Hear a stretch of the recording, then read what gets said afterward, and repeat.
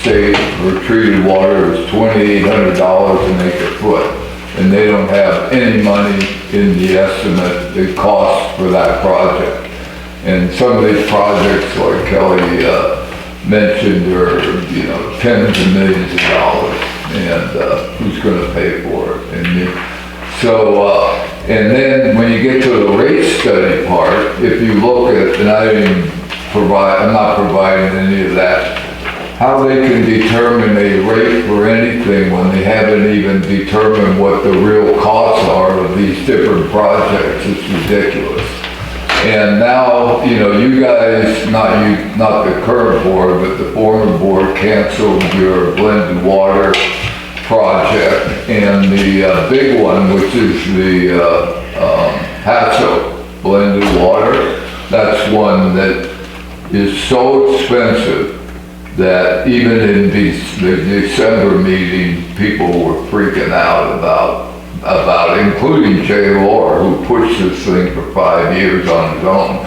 And so that project, I think, is dead in the water. Of course, they spent $3.5 million putting the pipeline under the river port from the wastewater plant across to the east side. So now we have a river with no project to connect it to, if you can believe that. This is the kind of stuff that's going on. So what I see is that this whole GSA, PBC thing is in such a state of disarray right now. And when you look at, and I'll point them out to you here on another item, but when you look at some of these budgets, they're even proposing for like the state water and the both blended water projects to not even have any budget numbers for them anymore. And there's others that are problems. So anyway, when we get to a couple other items, I'll follow up on it. Thanks, Mark. Yeah. Thank you, very well. So the state water part, they have to finish the thing because they already paid $300,000 to do it. Want this. So they're going to finish the report because they already paid for the report. There's already 6 prior reports. There's nothing new in this report. We can't afford it. It's 60-something million. Once you add the interest, just take that and add another 30 to it, and that's not including the water. So 90 to 100 million to dump chlorinated water that they have to unchlorinate where we don't need water, because it has to come out of the state water pipe. So they had 4 scenarios: 2 with treated water, 2 with raw water. Supervisor Gibson said, this is ridiculous, we can't afford any of this. Boom. Paso's 85 million without water. You don't even know if any of this water is even available. They don't even have a deal with Paso on how much water is going to be provided. That 85 was just for infrastructure for 10 to 36 hookups. Okay, let's go to this private well thing and these bills.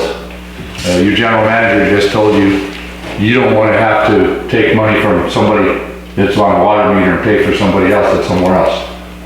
Here's the difference, or here's the whole caveat. Number 1, Sigma did not change state water law. Number 2, the county does not pay for your well. The county does not pay for your electricity. The county does not pay for your maintenance. Nobody in those GSAs does any of that. You got a permit when you put that in. You pay the taxes on it. That's your private property. They have no right to tell you, and the state says that the minimum user is 2 acre feet or less. Our county says that the minimum user is 5 acre feet or less.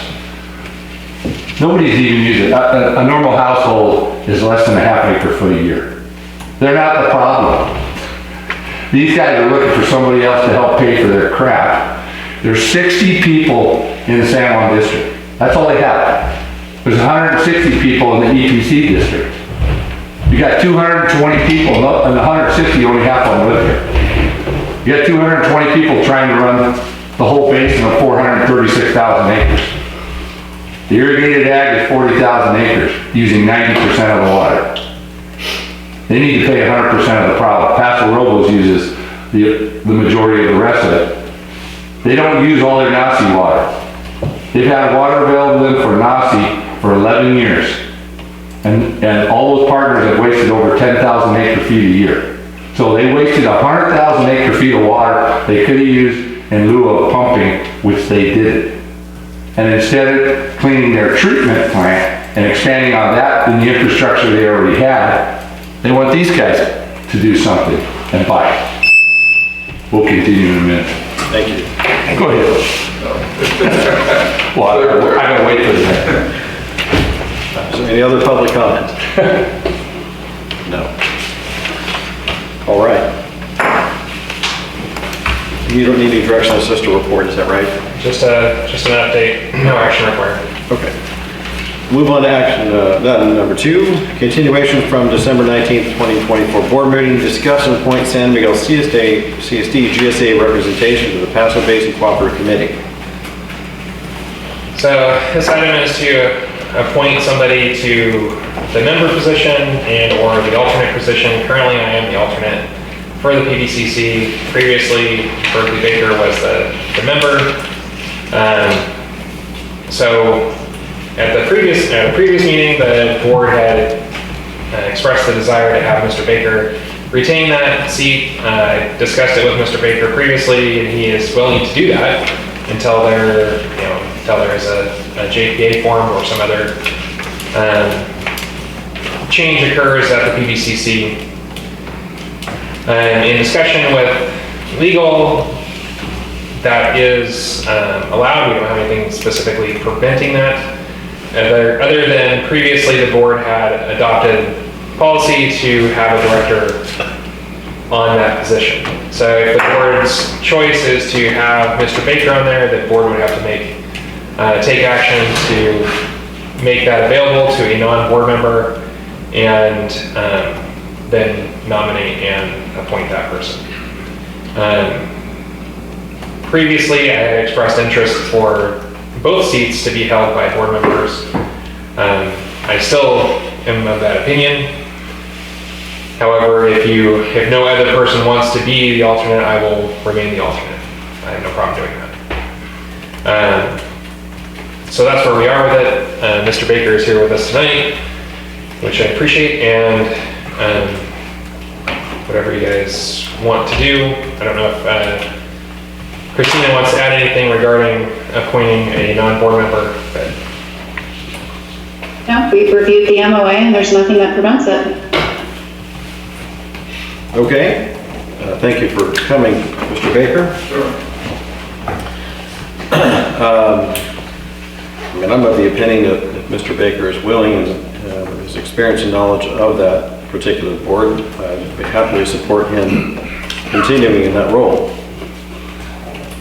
one thing I should add is if you want to elect Mr. Baker, we just need to establish what the board's expectation is of Mr. Baker, whether that's reporting back to this board, reporting to me to report back to this board, and what that really looks like. There's no precedent or standard to go by in this case, but we do want to make sure that the board is, happy with what's being returned to the board.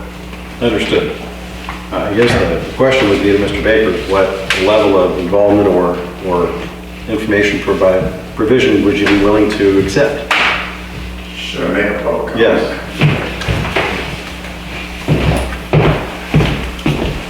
All right, thank you. Yeah, I would see the role as I would, continue attending the meetings. Like what I would come back and I would make a report to you at each board meeting, following up after we've had the PBC meeting. And I think the directors, or you guys need to get a little bit more involved, because we always hear at these PBC meetings that the staff did this, the staff did that, and the staff is doing all this stuff. But the directors really never do anything about it. So I would think when there's a staff meeting, there should be some kind of minutes or some kind of report about what the staff is doing, so that the directors know what's going on. And as a representative, I would like to know what's going on. Certainly. What the staff's doing. So I think would be beneficial. So yeah, I would like to continue unless the board agrees with that. it's a pretty interesting deal. So, but anyway, thank you. Thank you. And thank you for your willingness to participate and bring back information.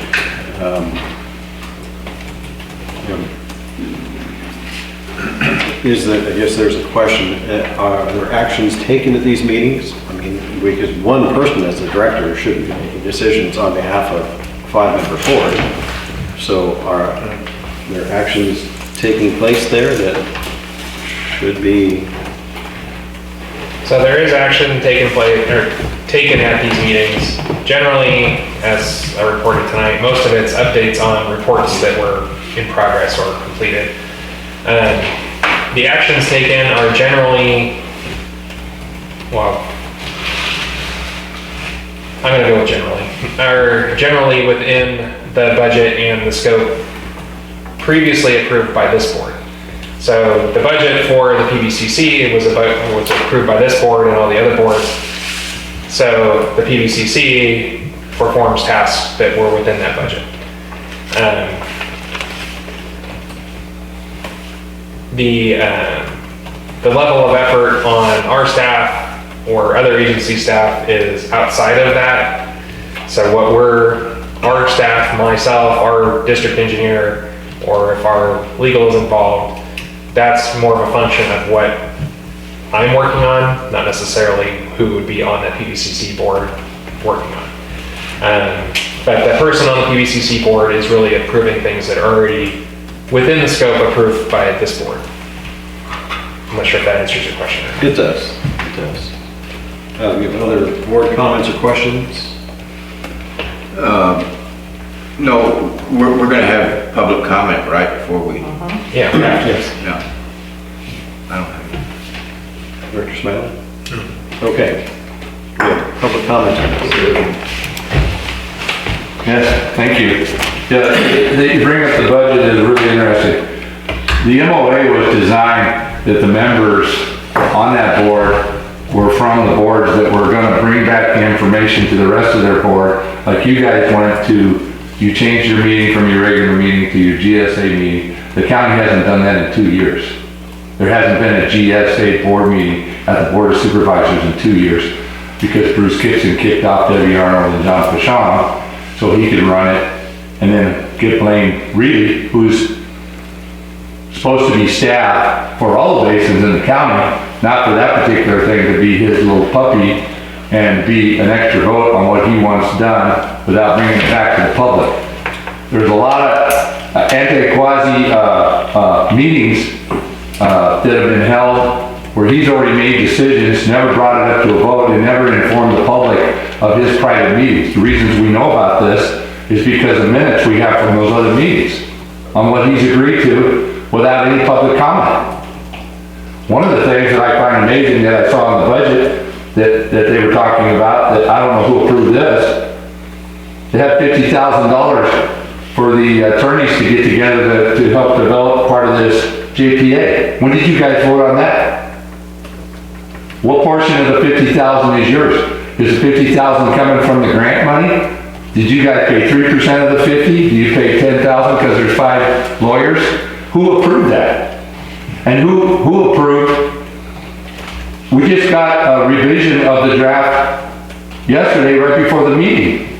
How do you do that when you have to have the stuff out 72 hours ahead of time? There's a lot of problems down there where you have 3 agencies that are trying to control the whole thing, that the people in that basin for AB 2453 voted against that. We've already had a 218.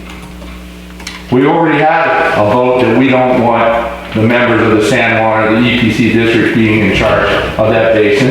And we don't need a supervisor that has no constituents over the basin being part of that. And this is the problem. You guys, they farted at your letter. I have a copy of it right here, May 31st, 2023, on EPC not being part of this thing. They're in violation of the MOA. How can they be in violation of the MOA? They have to follow the law. Oh, they're in violation of the water code too. But the water code only matters for all the rest of us. Doesn't matter for them. Doesn't matter that you say you can't charge a de minimis user. Matters for them, and their consultants, all that $7.6 million, I should say 6.6, because you guys kicked it back yours, was wasted, mostly on consultants. The $3.5 million they spent on the pipeline to nowhere under the river, all you gotta do is, I asked them the other night. Okay, thank you. Thank you.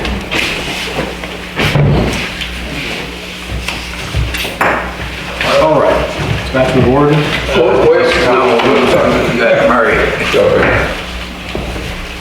First of all, I highly recommend Mr.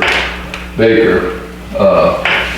He's very easy to get a hold of. He takes time to discuss issues with us and so on, and he's got the experience in the background of how this whole thing has been operating, which is confusing, and I wholly recommend him to be your representative and alternate, however you guys want to work it out. I think it's best. On the budgeting, it's real confusing. So what exists right now, and I should have brought a copy, but it's in the PBC's packet, and it was approved. It's been approved for a while.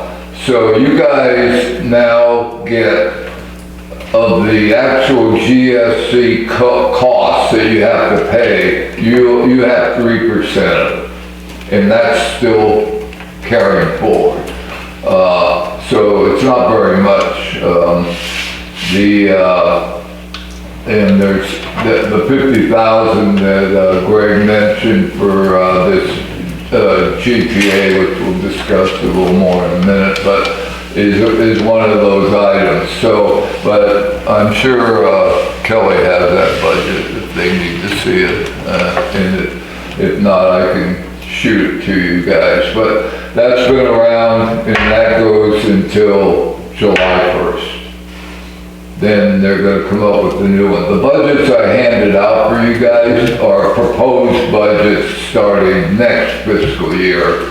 So that none of that is just a bunch of numbers they've thrown out and all these versions. Doesn't mean anything at the moment. So other than that, that's all I have to say. Thank you very much.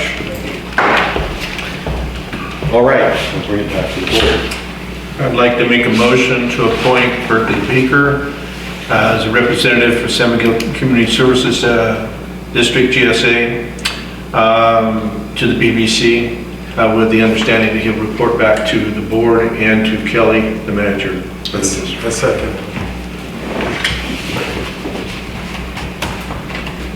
Okay, got a motion on the floor to appoint director, or former director Baker, sorry, it's gonna take me a minute for that one, to be the member of the PBCC, to report back from the meetings at this CSD meeting, GSA, and to general manager. Seconded by Director Beatty. We'll have a vote. Director Davis? Yes. Director Beatty? Yes. Director Smiley? Yes. Director Sangster? Yes. Passes 4-0 with one absent. Christina, do we need to have another motion to approve a policy change to allow Director Baker, or Mr. Baker, to serve on the board based on previous? Yeah. Yes. I would motion to amend the policy to allow a non-board member to serve in that role. I'll second that. Have a motion on the floor by Director Sangster to amend the policy to have a non-board member be Serve able on that board. to serve on the PBCC board for San Miguel, GSA, all the acronyms. Second by Director Smiley, we'll have another vote. Director Smiley? Yes. Director Davis? Yes. Director Beatty? Yes. Director Sangster? Yes. Passes 4-0 with one absent. Thank you, Mr. Baker. Say you're the alternate still? So we do need to discuss whether or not you want me to remain as the alternate, or if one another director would like to be the alternate. When are the meetings and where? They're generally the fourth Wednesday. Usually lines up with the day before our meeting. At 3:30, or sorry, 4 o'clock at the Paso Council Chambers, which is at the library. March 26th is the next one. Usually the March day before our 26th. meeting. But it's usually the day before our meeting. You said it's on, so it's on a Wednesday. It's on a Wednesday at 4 o'clock. Generally it goes from 4 to, last night it went to 7:15. Magically stopped when they said it was gonna stop. But usually they're a couple hours, sometimes they're 3 or 4 hours. My work schedule precludes me from being in Paso at 4 o'clock on Wednesdays, but do we have any interest from other directors? No, I got, you interested, BB? I work, so Oh. it's helpful. I have a question. Okay, it doesn't have to be a board member. Am I correct? Well, the board just voted that it doesn't have to be a board member. Yeah, right. So, is there any board members interested on this? Wednesday nights for the next year, I've been appointed new master of the Masonic Lodge in Paso Robles. Their meetings are Wednesday nights. Okay. Okay. So we don't have to change it, I can continue to be the alternate. If you Oh. want to revisit this later, or if you want to find somebody else to appoint, then you can do that. Is it maybe in the district or anything? I would assume that it'd be somebody within the district if voting on district items. Yeah. I would like to nominate Greg Graywald as the alternate. Christina, would there be any problem with that since he does not live in the district? There are literally no limitations on who the board appoints. So I guess if that's the desire of the board, then I don't know, we're wandering into new territory here, so. Well, he's there in a way, and he's usually here all the time.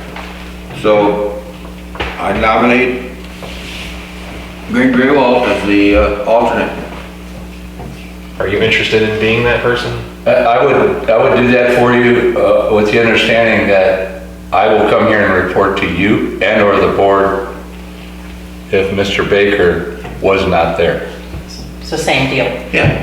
It's the same deal. I'm gonna be at the meeting, Yeah. no matter what, but if I couldn't make it here, I would make sure I made it here if he wasn't at the meeting. Yeah. So I would just be backing him up if he was absent. Right.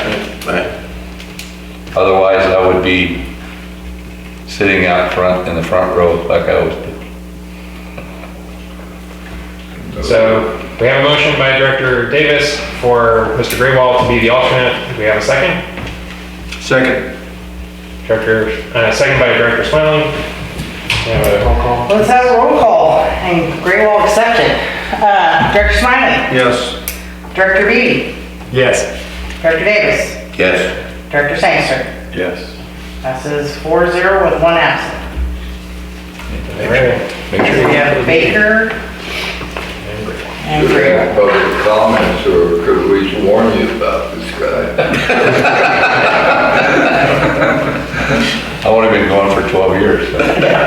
Just a rookie. Okay, so move on to item 3, continuation from December 19th, 2024, review of draft joint exercise of powers agreement for administration of the Paso Robles area groundwater sub-basin groundwater sustainability plan. Let me go first. So the board had actually previously voted to continue this item to February, but some things have advanced in the conversations that I've had, which have been very short conversations, frankly, wherein the other entities, I think primarily the county, is contemplating a 4-party agreement for the JPA, because I frankly told them that I don't think that the timeline of approving this JPA agreement in its current form in the next 30 days is very likely with this board. So I wanted to bring this to you to have the discussion to confirm if that is the case. It does seem that their timeline is very tight. They would like all of the entities to approve some form of the JPA agreement by the end of February. And we're not there. We haven't had a lot of discussion on this. I mean, we've we've broached the subject, but I have no idea how much you guys have looked into the GSP or the information that's been previously provided to you, and whether you read this draft agreement and have questions, concerns, requested revisions. Or if you even want to be involved. You guys all take your questions, right? I don't like the budget, the way it stands, or how they're going about conceiving the budget or lack thereof. My feeling is that we shouldn't be involved with this, but that's just my feeling. Just from my perspective as being a director of a board, asking to participate in something where they've taken something that has significant implications for our district and the residents of said district, making amendments and providing it less than 24 hours before a meeting, to me seems ludicrous that people would be prepared to discuss and vote on it. Number one, it feels very shady to me. I wouldn't expect that we would be able to publish something 24 hours for a public meeting and expect people, residents or public members, to be prepared to ask questions, offer public comment, the board be prepared to actually discuss it. So in my opinion, I don't like the way that things are being handled. I don't really like the language in the JPA. I don't like the idea of participating in it, to be honest, but that's my opinion. Welcome to additional comments, gentlemen. Anything, Ruby? Yeah, I don't like the way it smells either, you know, and to me, I think it would be a good idea if we just bowed out of JPA. So, I don't know if anybody read through the whole packet. At the end of this item, there is some information, you know, on a conceptual level on what would be required of us if we were to no longer be part of the PBCC or the JPA as a successor agency. I agree with Director Sangster that there is some language, specifically the language that they just added, that is really a deal killer. That section 6.8 is ridiculous, in my opinion. It gives extra power to basically force the agreement between the EPC, Shan, San Juan, and the county, which I can't think that the city of Paso would go along with that. I would never in a million years ask you guys to sign that. You know, no matter what language that's in, we're not going along with that. It is obviously up to the board on whether or not they want to be part of the JPA in the first place. There is benefit to being part of a larger organization as far as being able to apply for regional projects and be able to split regular administrative costs over more people in order to reduce the burden. Just in general, some of the costs that have been identified for general reporting for us, if we were doing general reporting, you know, it's potentially between $20,000 and $30,000 depending on what our actual level of effort is. It might be drastically less if we can streamline everything. The first year is obviously going to be the hardest. And as I have throughout here, I'm not going to read the whole thing, but basically we have options. If we go on our own, we can do the reports on our own. We could contract back to whoever is doing the reports for the JPA as a joint effort and do it that way. That would save money most likely. But we do have costs that we would have to do. We do have annual reports that we would be required to perform. The 5-year update for the JPA or GSP, we would have to do that at some level for our part of the basin. It wouldn't be in the hundreds of thousands of dollars like we're, you know, party to now, but you know, it would be a considerable cost for us. Some of the items that are in the GSP, you know, specifically outreach and monitoring, promoting best water use practices, those would all fall on the district to do, which some of them are actually very easy to do, and we could probably do a better job on our own if we weren't really relying on the PVCC to do them. Are we doing them now? We don't do a ton of outreach right now, but we do outreach. You know, we can ramp that up as much or as little as necessary. In my experience here with this district, for the entire time I've been here, is no matter what the cost, no matter what's going on, somebody that's going to use a ton of water is going to use a ton of water. And the person who's going to use next to nothing is going to use next to nothing. There's like no real moving that. They just are that way. I mean, obviously you have an outlier once in a while, but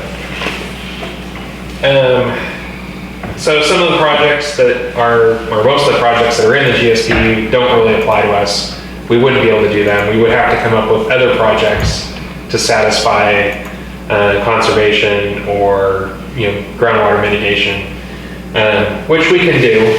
We wouldn't really be able to afford a lot of the projects that would be available to us, but we could identify them and we could move forward with trying to find funding to do them. And then the most important thing for us is really just being able to identify and mitigate the measurable objectives and the minimum thresholds within our basin, and being able to provide some sort of mitigation for people who have wells that go dry or where we're seeing a drastic decline. However, no matter how this plays out, if we are part of the JPA, not part of the JPA, we would still have to coordinate with the JPA to make sure that what we're doing doesn't adversely impact the basin around us, and what they're doing doesn't adversely impact the district. I agree with what a lot of people have been saying about the PVCC, that it's not really going in a good direction. It's really outlived its usefulness at this point. A JPA really should have been, or some sort of other form should have been brought forward a long time ago, which I've said several times. But at this point, we do need to decide whether, or the board needs to decide rather, whether or not we're going to move forward and try to participate in this JPA, or we're not. As was mentioned by Christina, they do have a version of the JPA that is a four-party JPA that does not include San Miguel. However, it does include provision for San Miguel to join if San Miguel wants to join in the future. However, joining in the future means you're abiding by whatever the JPA says at that point. There's no negotiation on that at all. So it's up to the board on whether or not we pursue changes to the JPA or just step aside.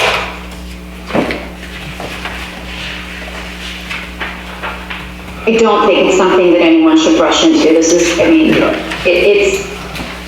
it's a big deal, and no one was expecting a vote on this agreement tonight. We just thought that it was necessary to bring it to your attention again a little sooner because of the pressure that's being put on by the other entities in this other four-party agreement, just so that you understand everything that's going on and the, you know, progress that's being made on that end of things, so that, you know, you don't hear it somewhere else and wonder why you weren't informed of it.